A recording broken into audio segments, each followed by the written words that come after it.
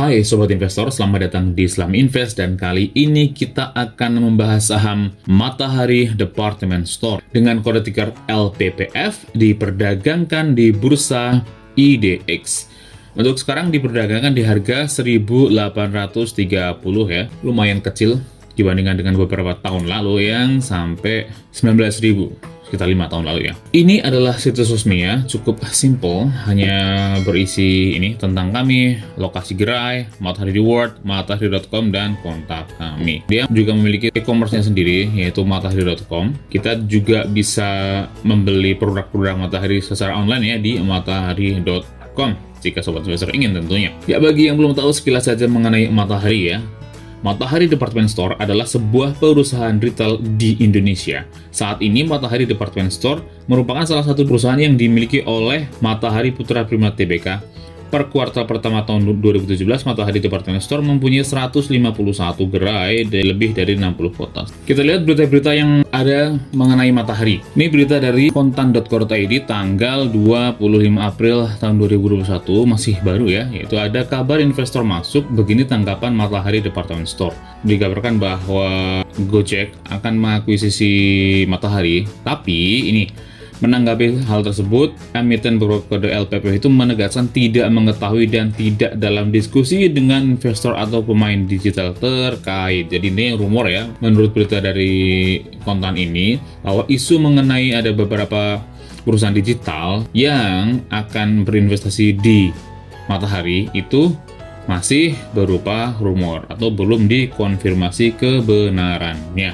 Next, Matahari Department Store bakal menutup 13 gerai tahun ini. 13 gerai Matahari itu banyak karena satu gerai saja kan gede banget. Jadi kalau 13 gerai, kebayang dong berapa miliar modal yang akan ditarik dari penutupan 13 gerai ini. Next, coba kita lihat dari pergerakan harga sahamnya. Di satu hari terakhir ya, di hari bursa tanggal 26 April tahun 2021, saham Matahari ditutup ARB, wow, ARB ya, karena sekarang peraturannya ARB itu sampai 7% saja.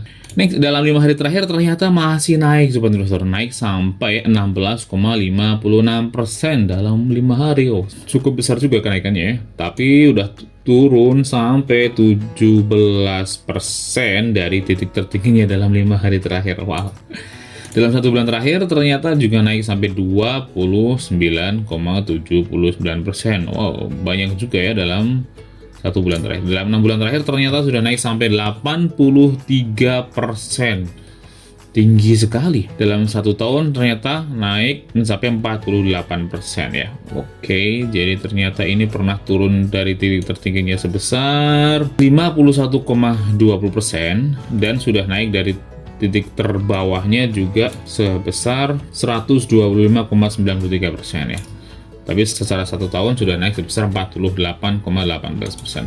Dalam 5 tahun sobat investor, ini yang perlu diperhatikan. Dalam 5 tahun itu ternyata itu sudah turun sebesar 90,37%. Wow, ini salah satu penurunan market capital yang terdalam yang pernah saya lihat. 90% turunnya dalam waktu 5 tahun ya. Kalau seandainya sobat investor menginvestasikan uang sebesar 10 juta 5 tahun lalu di Matahari, uangnya sobat investor bukannya nambah tapi malah berkurang 9 juta alias hanya sisa 1 juta saja. Pertanyaannya, beranikah sobat investor untuk berinvestasi jangka panjang di perusahaan yang dalam 5 tahun terakhir ini sudah menghabiskan uang investor sebesar sampai 90%-nya? Silahkan dijawab sendiri, karena kita lihat ya, pergerakan saham sekarang ini gara-gara sistem ARB dibatasi ini sekarang landai ya di sini, pergerakannya landai-landai saja karena di sini juga nih 14% itu kecil banget. Turun dikit aja 3%, turun segini 19%. Padahal kalau dulu kalau naik ya tinggi, turun ya tinggi, seperti ini ya. Tapi sejak tahun 2020 bulan April ya, seolah landai ya, karena dibatasi, turunnya ARB-nya cuma 6%. Makanya pergerakannya seolah landai seperti ini. Padahal kalau sebelumnya, kalau dinaik bisa sampai tinggi banget, turun bisa sampai dalam banget, itu akan lebih natural ya seperti ini. Jadi kelihatan ya, dalam beberapa tahun itu pergerakannya lebih natural seperti harga saham yang pada umumnya. Tapi mulai bulan April terkesan tidak natural alias hanya lurus-lurus begini saja. Itu pergerakannya ya, wow. Dan max-nya pernah turun dari titik tertingginya ini dari tahun 2010 ya. Ternyata sudah turun dari titik tertingginya itu sebesar 91,29%. Wah, luar biasa sobat. Nah, kita lihat dari laporan keuangannya ya sekilas di situs Google Finance. Secara tahunan, di tahun 2016 itu pendapatannya naik sebesar 9,88% dan revenue-nya sebenarnya masih positif, masih naik sebesar 13,41%. Tahun 2017, revenue-nya masih naik tipis saja sebesar 1,28%.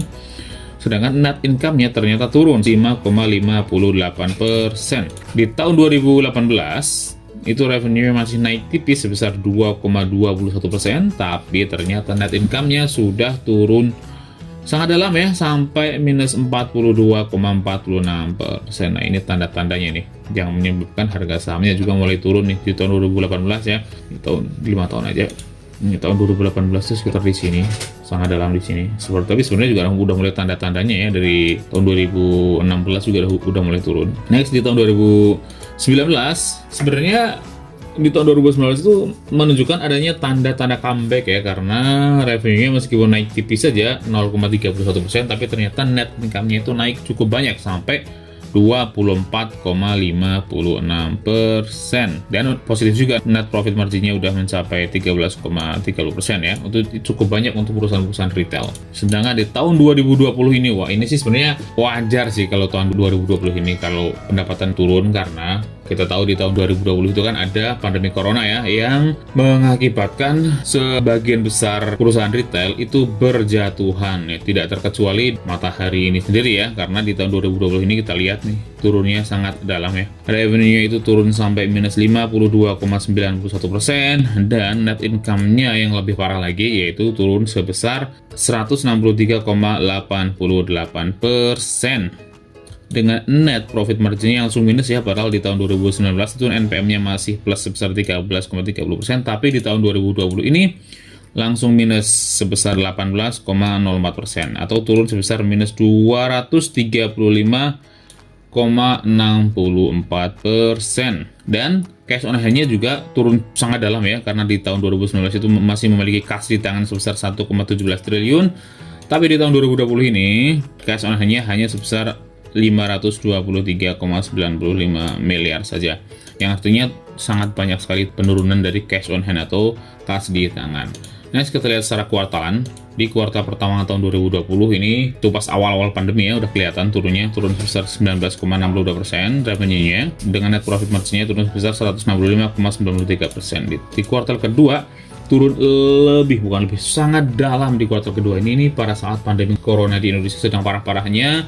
PSBB diterapkan sangat ketat waktu itu ya, di sekitar bulan April sampai bulan Juni. Revenue-nya turun sampai minus 82,50% ya, dengan net income-nya turun sampai minus 125,89%. Dengan NPM-nya sampai minus sangat tinggi 37,49% atau turun sebesar 247,95%.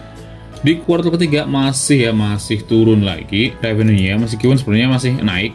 Ini karena di kuartal kedua revenue-nya sebesar 703,98 miliar.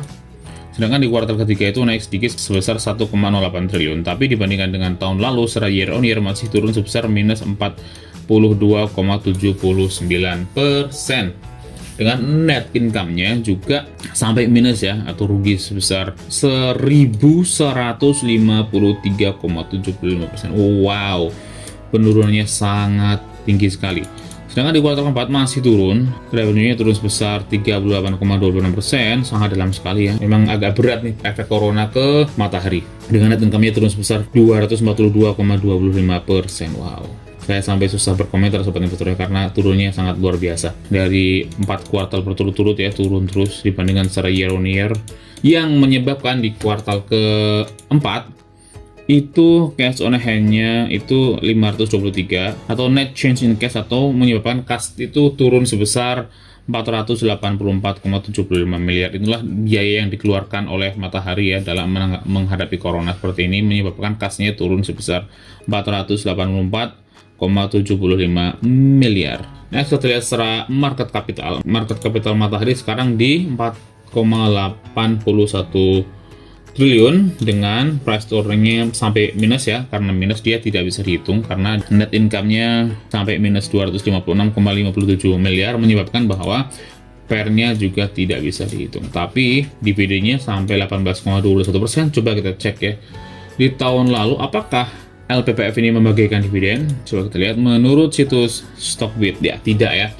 Menurut situs Stockbit, itu dividen terakhir tuh dibagikan di tahun 2019, tepatnya di tanggal 7 Mei 2019 ya. Di tahun 2020 Matahari tidak membagikan dividen, dan itu sangat wajar mengingat kondisi keuangan yang sedang tidak baik-baik saja seperti ini.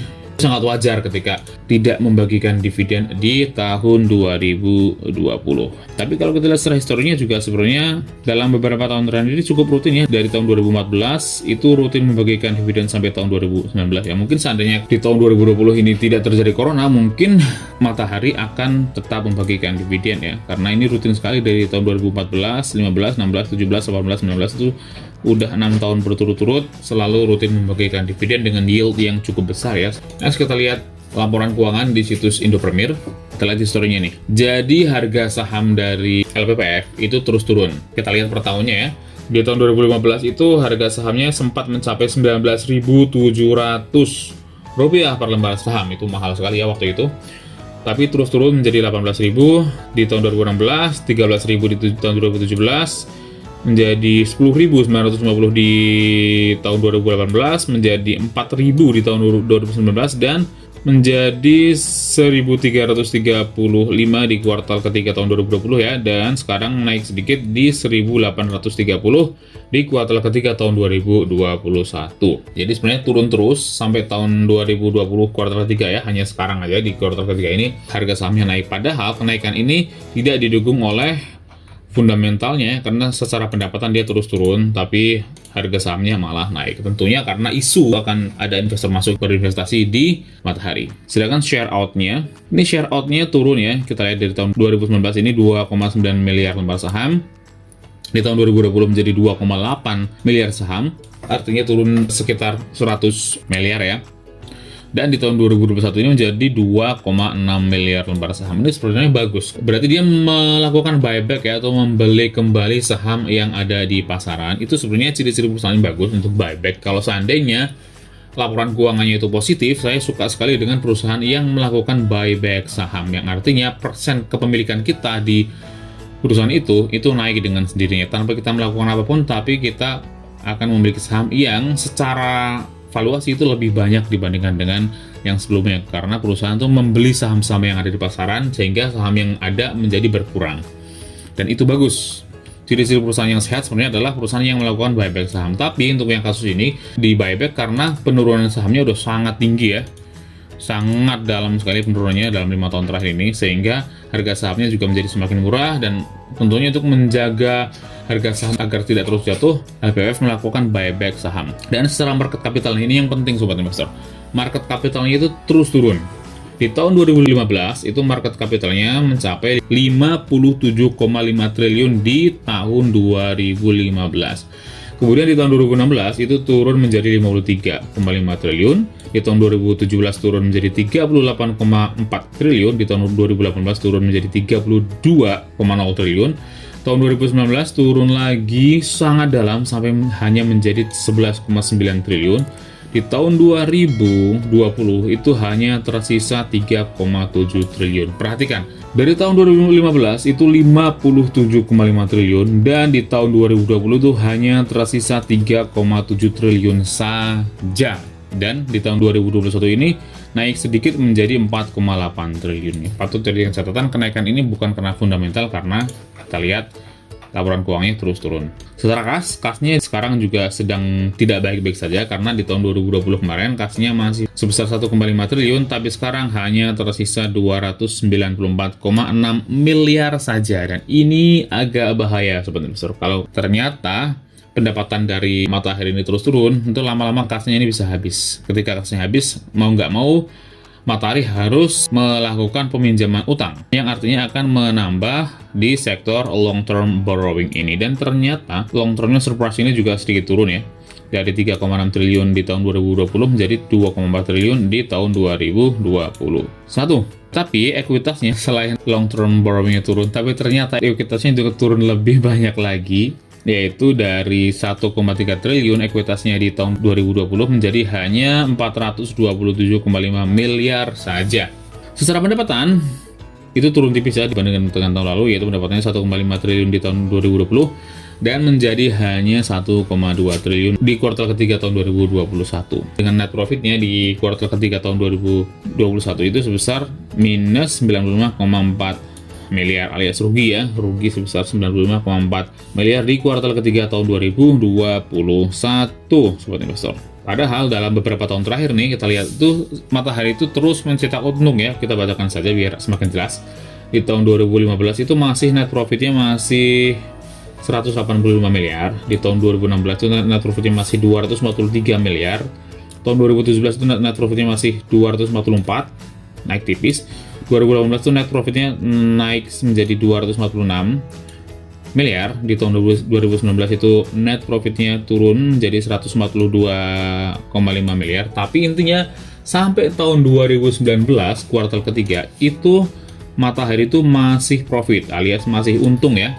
Dan untungnya lumayan banyak karena sampai 142 miliar. Tapi di 2 tahun terakhir ini, yaitu di kuartal ketiga tahun 2020 dan di kuartal ketiga tahun 2021, itu Matahari sudah rugi, yaitu di kuartal ketiga tahun 2020 ruginya mencapai 94,0 miliar dan di tahun 2021 mencatat rugi bersih mencapai 95,4 miliar ya. Karena rugi ya, otomatis juga PER-nya minus 49,90 kali, dan price to book value-nya juga sangat tinggi mencapai 11,24 kali ya, dengan return on equity juga minus 22,30%.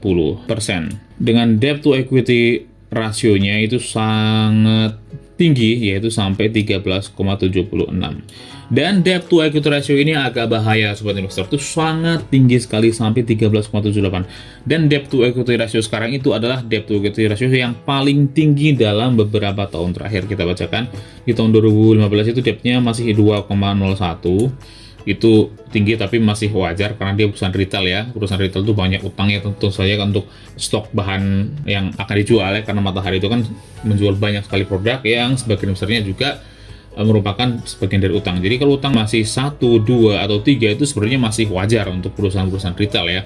Karena biasanya kayak pakaian-pakaian yang ada di Matahari itu kan nggak langsung dibayar cash. Mereka itu kan menggunakan tempo, dan tempo ini kan masuk ke dalam hutang. Jadi wajar saja kalau utangnya Matahari itu sebenarnya sedikit lebih gede. Tahun 2016 itu DER-nya menjadi 1,66, di tahun 2017 itu DER-nya 1,15, di tahun 2018 itu DER-nya 1,1. Nah ini itu DER yang sangat sehat sekali untuk sebuah perusahaan retail yang debt to equity ratio itu 1,1.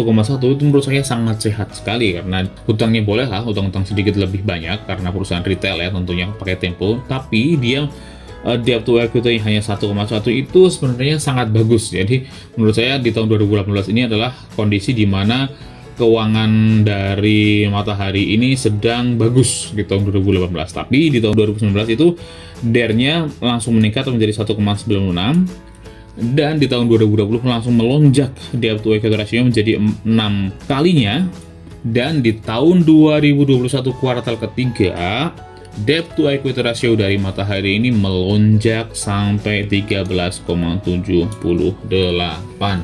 Wow, luar biasa. Jadi kesimpulannya gimana sobat investor? Kalau menurut saya pribadi, perusahaan Matahari ini adalah perusahaan yang sangat beresiko kalau menurut saya. Karena sekarang kondisinya sedang tidak baik-baik saja, hutangnya sangat jauh meningkat, pendapatannya minus, dan harga sahamnya juga terus turun ya. Kita nggak bisa lihat harga saham dari 1 tahun terakhir ini yang naik 48%. Tapi coba kita lihat harga saham dari 5 tahun terakhir yang turun sampai 90%. Tolong lihat perspektifnya agak lebih jauh, karena ini perusahaan yang seolah kalau dilihat 1 tahun itu naik ya, harga sahamnya, tapi dalam waktu 5 tahun ini masih turun sangat dalam sampai 90%. Jadi hati-hati. Saya nggak memiliki alasan untuk membeli Matahari ya.